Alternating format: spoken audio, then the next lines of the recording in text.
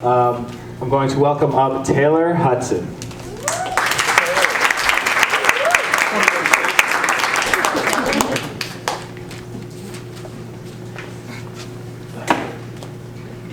When I started Divergent U, I was looking for clarity, for a complete and total turnaround in a way that would change my life. I remember crying to the feeling I had when my life felt like nothing was going the way I had imagined. My friends moved away to bigger and better dreams, largely closer to the things they wanted, and I felt that my life was going in a cycle, and I had only one small step forward.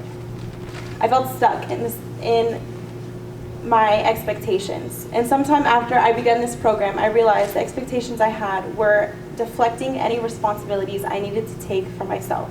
I needed to be the one making big changes.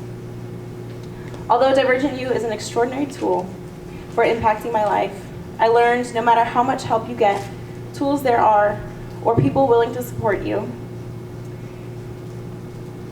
nothing will happen if you're not taking responsibility for the things you want and need to do, and being willing to accept the mistakes that you've made. Learning and knowing those things is all part of the process, and patience is certainly a virtue. As the semester came to a close, each person was handed a marker when they walked into the room. With that marker, we were asked to complete a portion of a grid on the board to write a word under each person's name, including your own. One word that describes what we learned from them most these last few months.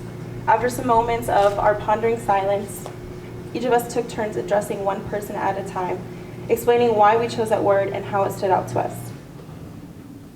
The most consistent words mentioned of me were authentic and kind. It was validating to hear that the thing I feared that I wasn't doing well enough, others thought of me the most clear. Let me mention, authentic felt so ironic to me only because a few days before, I was struggling with my confidence, having felt like a fraud, like an imposter. Because I didn't want to share my pain, I didn't want others to know my adversities, or how disorganized I can be. I want to be perfect at all I do, and I've struggled, and still do, with letting go of my idea of the perfect mold. In this semester, I worked on breaking down my barriers through the 12 limitations, to not only be comfortable in my human tendencies, but dig deep down to my core of asking why, solving how, and discovering what. While I'm still in the process of creating full transparency with myself to better achieve my goals, I'm not an imposter. I am human. I am practicing better habits. I am caring. I am strong, and I am striving for greatness. Although I continue to make mistakes of progressing new change, I'm making an effort to encompass the values I hold in my daily actions. I'm setting goals to support them, and I'm creating the process of transforming into my better self.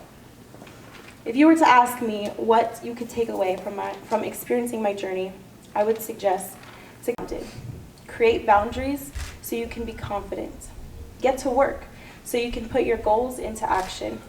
Celebrate the small victories so you can be grateful.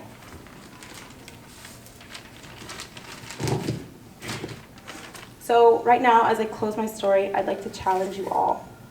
So if everyone can please take out your phone and do me a favor, send yourself a message saying an I am statement. Whatever you feel that you are owning who you are. And when you're done, please stand.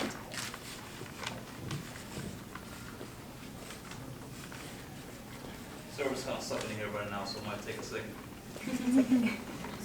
Even if you type it, I guess if you can't send it, you can just type it and send it to yourself when you have service.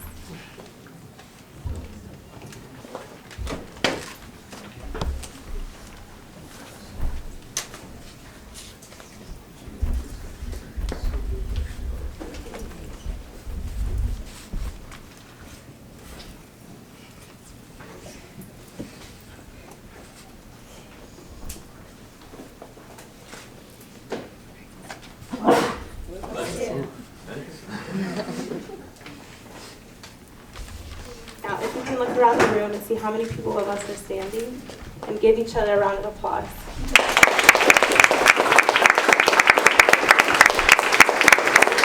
And on the count of three, I want you to say with me,